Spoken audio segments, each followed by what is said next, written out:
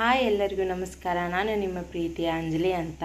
ನಾನು ಇತ್ತೀಚೆಗೆ ಯೂಟ್ಯೂಬ್ ಚಾನಲ್ನ ಕ್ರಿಯೇಟ್ ಮಾಡಿದ್ದೇನೆ. ಹಾಗಾಗಿ ಯಾರ್ಯಾರೆಲ್ಲ ಸಬ್ಸ್ಕ್ರೈಬ್ ಮಾಡಿಲ್ಲೋ ಅವರು ಸಬ್ಸ್ಕ್ರೈಬ್ ಮಾಡಿ ಅಂತ ಕೇಳ್ತಾ ನಾನು ಈ ವಿಡಿಯೋನ ಸ್ಟಾರ್ಟ್ ಮಾಡ್ತಾ ಇದ್ದೇನೆ.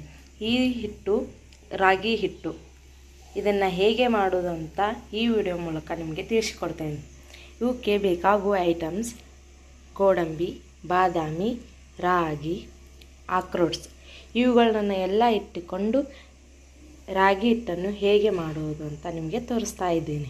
ಈ ಎಲ್ಲ ಐಟಮ್ಸ್ಗಳನ್ನ ಇಟ್ಟು ಯಾಕೆ ಈ ರಾಗಿ ಹಿಟ್ಟನ್ನು ಮಾಡ್ತಾ ಇದ್ದೇನೆ ಅಂದರೆ, ಇದು 6 ರಿಂದ 12 ತಿಂಗಳ ಮಗುವಿಗೆ ತುಂಬಾ ಒಳ್ಳೆಯವಾದಂತಹ ಆಹಾರವಾಗಿದೆ. ಸೊ ಇದನ್ನು ಹೇಗೆ ತಯಾರು ಮಾಡೋದು ಅಂತ ಒಂದು ಸಣ್ಣ ವಿಡಿಯೋ ಮೂಲಕ ನಿಮಗೆ ತೋರಿಸ್ತಾ ಇದ್ದೀನಿ, ಬನ್ನಿ. ಮೊದಲನೇದಾಗಿ ಇವುಗಳನ್ನು ಲೋ ಫ್ಲೇಮ್ನಲ್ಲಿ ಇಟ್ಟುಕೊಂಡು ಚೆನ್ನಾಗಿ ಹುರಿದುಕೊಳ್ಳಿ. ಹುರಿದ ನಂತರ ಆದ ನಂತರ ಚೆನ್ನಾಗಿ ಹುರಿದಂತಹ ಗೋಡಂಬಿ, ಬಾದಾಮಿ ಇವನ್ನೆಲ್ಲವನ್ನು ಒಂದು ಮಿಕ್ಸಿ ಜಾರಿಗೆ ಹಾಕಿ ರುಬ್ಬಿಕೊಳ್ಳಿ. ನೋಡಿ ಎಷ್ಟು ಸಾಫ್ಟಾಗಿ ರಾಗಿ ಹಿಟ್ಟು ಬಂದಿದೆ ಅಂತ.